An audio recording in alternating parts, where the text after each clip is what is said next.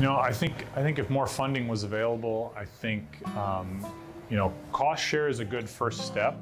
I think cost share helps mitigate some of the risk of a producer trying something new.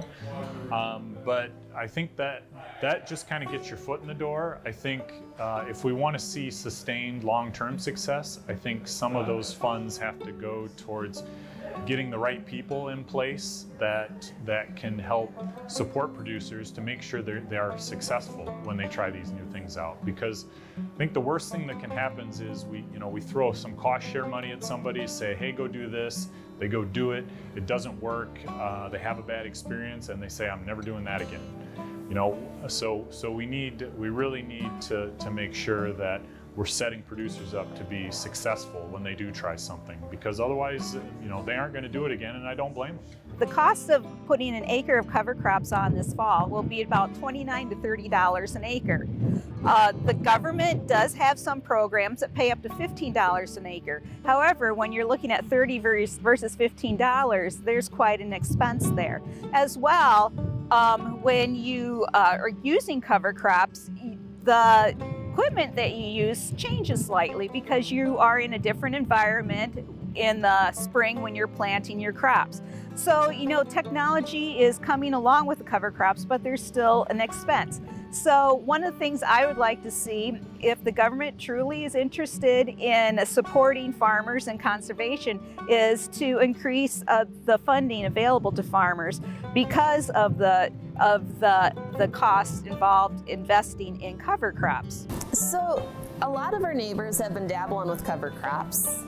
Some of us are practicing being really careful on the rates of application and stuff. I can't help but wonder if the next step is better engaging all of the stuff that comes to our table through agronomists and seed salesmen and the co-ops. I really want to know what the research is currently saying for how I can best implement practices. And while seeing research from California or Wyoming or North Dakota is interesting, to see its actual application locally is far more compelling.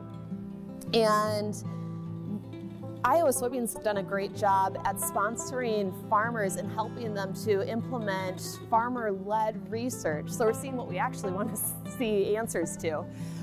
Practical Farmers of Iowa has been doing a fabulous job at that too.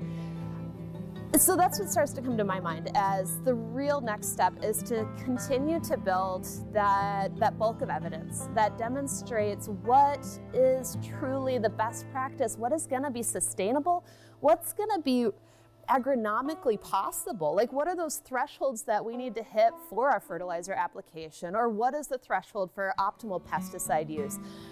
How many acres do we need to have in production to be profitable, to the point that we don't need to do every single inch of land on our ground, that we can actually create these buffers along our stream banks so we can capture some of that sediment and nutrient wash off. So perhaps it's a hopeful suggestion, but I would love to see it implemented, because farmers are business people and we need to see the numbers make sense to actually make these changes.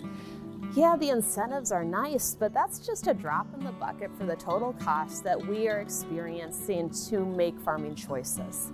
So if it can really fit into my business model, now I feel more compelled to take a step forward. I've seen the soil health practices work on my lousy fields, and I'm still getting to the point of making the choice to implement it on all the fields. So I've got more room to grow too.